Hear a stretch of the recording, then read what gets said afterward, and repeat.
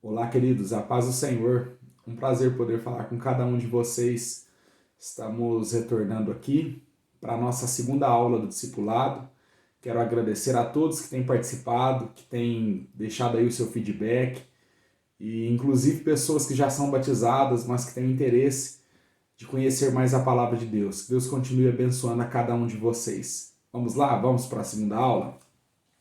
Queridos, na primeira aula nós falamos sobre a base da salvação, que é o sacrifício de Jesus Cristo, e a forma que essa salvação se torna eficiente em nós, que é por intermédio da fé, da crença, de receber essa mensagem como o por verdade em nossa história particular. Pois bem, hoje eu tenho uma outra questão para a sua vida, para o seu pensamento e para o seu intelecto. Essa questão é: eu creio ou crio em Cristo Jesus como meu Salvador. E agora? O que eu devo fazer? Como eu devo me comportar? O crer é o suficiente? Ou o crer deve mudar alguma coisa em mim?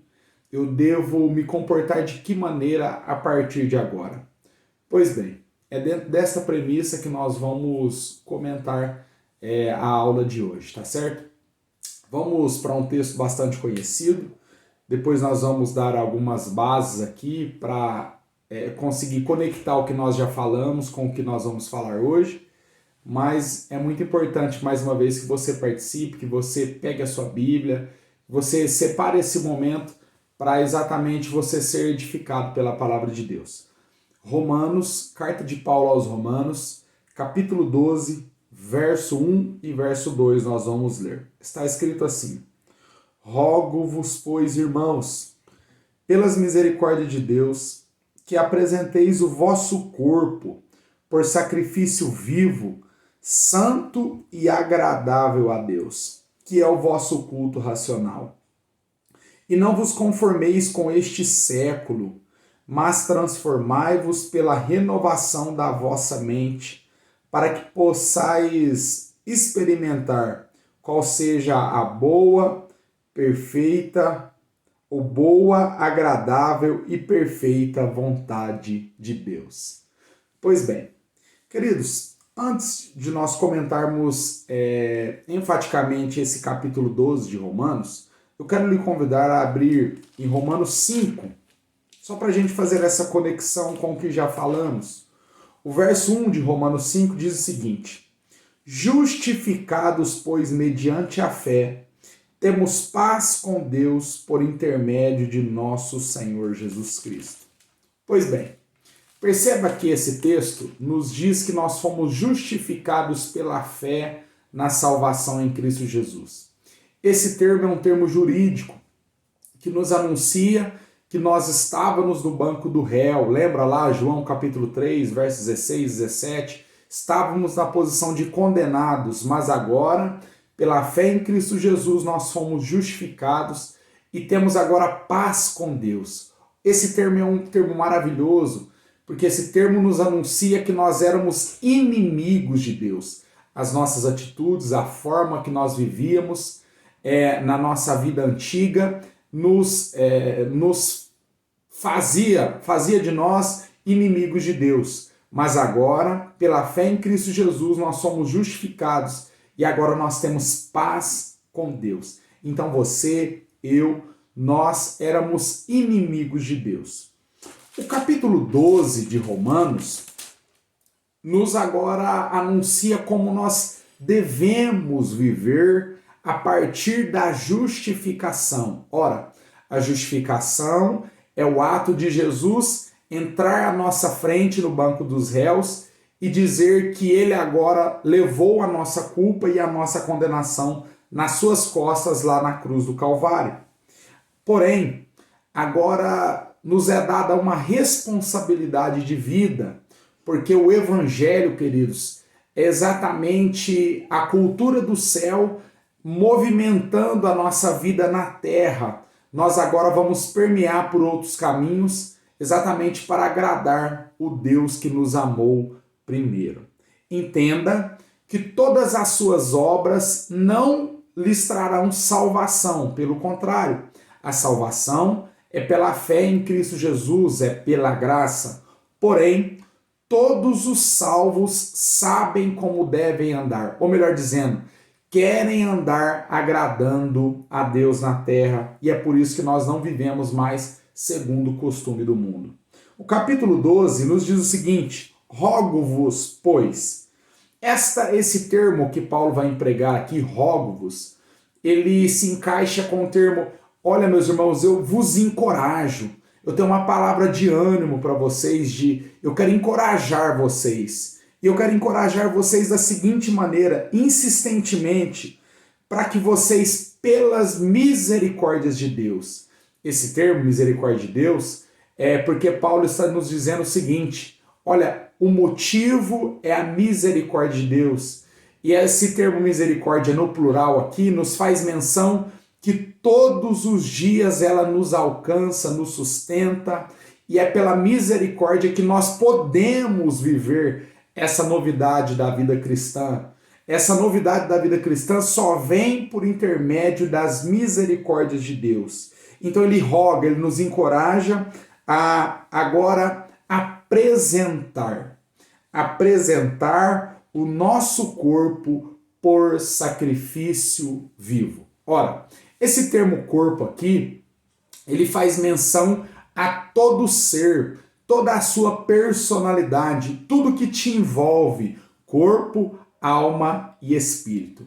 Paulo emprega, falando sobre o corpo, esse termo corpo, porque ele sabe que o corpo reflete aquilo que nós estamos tentando viver com a nossa mente e também, por que não dizer, com o nosso espírito.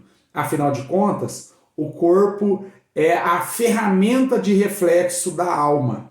Então, o Paulo, usado pelo Espírito Santo, está nos convidando a apresentar a Deus tudo que nós temos e somos em sacrifício vivo. Ele faz menção aos antigos sacrifícios da nação israelita, né? Lá no Antigo Testamento. E agora ele fala, olha, nós os cristãos, porque fomos tocados pelo Espírito de Deus, agora somos sacrifícios diante de Deus. E esse sacrifício não é qualquer sacrifício, é um sacrifício vivo. Meus queridos, a vida cristã, ela é um culto. O cerne desse texto aqui é exatamente nos dizer que o culto não termina quando o pastor dá a bênção apostólica. Você vai continuar louvando a Deus, adorando o Senhor com a sua vida cotidiana, familiar. Por onde você passar, você continua servindo a Deus, você continua adorando a Deus, porque você reservou todo o seu ser, toda a sua personalidade, o seu intelecto para agradar a Deus. Pois bem, nós sabemos que esta atitude contraria a nossa natureza pecaminosa, mas nós também sabemos que por intermédio do Espírito Santo é possível viver essa novidade de vida. Então entenda, é aqui que Paulo vai usar esse termo chamado culto racional. O nosso culto que não é racional, simplesmente da racionalidade, não. Aquele que a gente entende, né, que é da frieza, do calculismo. Não, pelo contrário.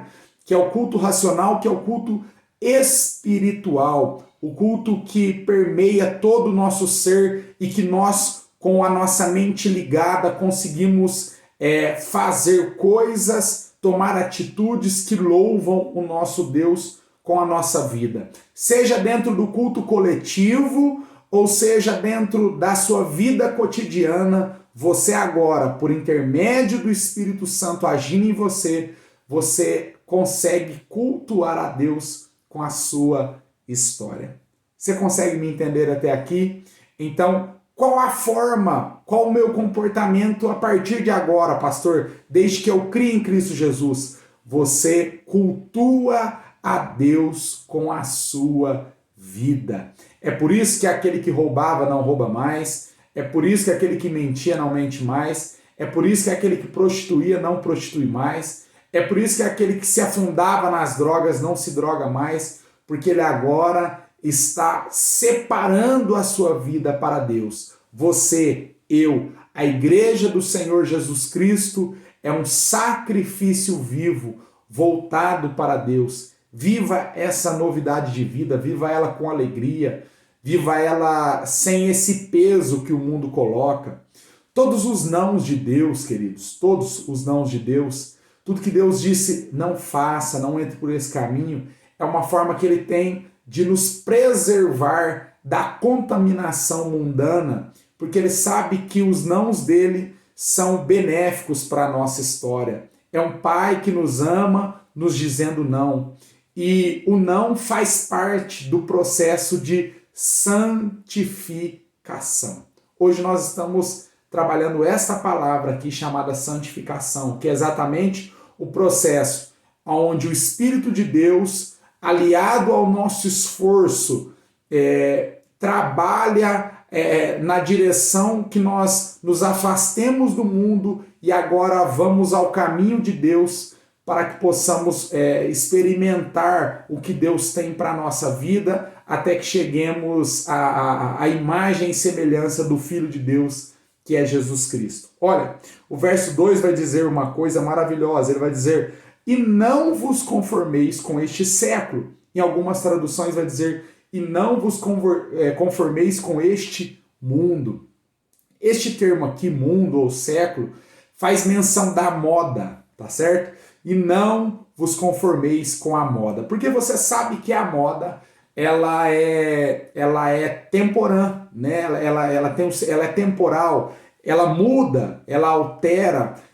Antes era o short curto, depois foi o short maior, um tempo foi as cores mais vibrantes, outro tempo foi o preto e branco. Mas nós sabemos que Paulo está sendo mais profundo aqui nesse termo, porque ele está falando de um sistema que domina e rege um tempo, uma era. Queridos, a igreja do Senhor Jesus Cristo não pode ser moldada pela era que ela vive. Nós sabemos que o mundo promove coisas e mais coisas a todo tempo, e essas coisas são atraentes, essas coisas nos levam para elas, né? Nós estamos basicamente aí na era da selfie, na era que o corpo ele é louvado, ele é adorado. Todos nós estamos a todo tempo querendo mostrar alguma coisa, somos reféns deste mundo. Mas o Espírito de Deus nos confronta a viver essa verdade. Não se conforme com este século. Não se conforme com esse século. Queridos, esse texto nos deixa claro que a igreja de Jesus Cristo está lutando para viver a cultura do céu na terra. E olha o que ele vai dizer. Como é que eu não vou me conformar com este mundo? Como é que eu não vou entrar no molde do mundo? Exatamente sendo transformado pela renovação do entendimento. Desse entendimento que está se apossando do seu ser. Queridos, é impossível agradar a Deus sem a ajuda fiel do Espírito Santo em nós. Sem esse mexer de Deus na nossa alma, no nosso ser, no nosso entendimento. Eu conversava com alguns irmãos durante esses dias e essas pessoas nos falavam como é confrontante viver para Deus nesse século. É verdade, é confrontante, mas também é um privilégio para todos nós. Seja renovado pela renovação, seja transformado, melhor dizendo, pela renovação do entendimento, pela presença de Jesus Cristo no teu espírito. Seja renovado, tenha novas experiências. Nós fomos convidados a viver uma nova vida, um novo estilo de vida. Ora, a vida, a família, a sociedade, ela é degradante, ela é destruída exatamente por causa desse formato mundo. E a Bíblia Sagrada, a palavra de Deus, o Espírito de Deus em nós quer que exatamente a gente fuja desse molde para que a gente possa viver o que Deus quer para nós nessa terra. Pois bem, para que nós possamos experimentar qual seja a boa, agradável e perfeita vontade de Deus. Esse termo aqui nos faz menção da forma que Deus quer que nós andemos na terra, para que a gente experimente isso, a forma de conduta que Deus quer de nós. Eu sei, queridos, que é uma luta diária, que nós todos os dias somos confrontados a não nos render à vontade da carne. Paulo disse isso: o bem que eu quero fazer, esse todas as vezes eu luto para fazer, mas o mal que eu não quero eu me pego fazendo. Nós sabemos que a carne, e quando eu digo carne, não estou falando simplesmente do corpo, mas estou falando dessa tendência pecaminosa nossa, todos os dias nos confronta a viver segundo a nossa antiga vida. Mas o Espírito de Deus, queridos, ele nos convida a viver a novidade de vida. Eu tenho uma palavra para você. É possível viver nesta terra agradando a Deus. E se você me perguntar como, eu vou lhe responder: sendo transformado segundo a renovação do seu entendimento, desse entendimento que o Cristo está colocando em você. Não tenha o complexo de Gabriela, tá? Tem muito cristão que se perde na caminhada porque tem complexo de Gabriela. Pastor, como é que é o complexo de Gabriela? Eu nasci assim, eu vivi assim e vou morrer assim. Mentira. Isso é mentira de Satanás. Você pode ser transformado. Você pode ser moldado pelo Espírito de Deus. Deus quer tocar a sua vida, te fazer uma nova criatura por intermédio do Espírito Santo. Creia nessa palavra, viva ela, viva essa novidade de vida. Você já creu em Jesus Cristo? Está vivendo a justificação pela fé? Está conhecendo a graça de Deus na sua história? Pois bem, se esforce para agradar a Deus com a sua vida. É assim que Deus quer que nós vivamos. Eu encerro aqui lhe dizendo da seguinte maneira: o cristão não é que ele não peque. Pelo contrário, ele peca. A diferença dele é que ele não tem mais prazer no pecado. Viva a santificação de Deus na sua história e você vai ver que as antigas práticas serão vencidas pelo intermédio do Espírito de Deus na sua história. Que Deus fale melhor no seu coração. Nós voltamos com a terceira aula numa próxima oportunidade. Que o Espírito de Deus te abençoe.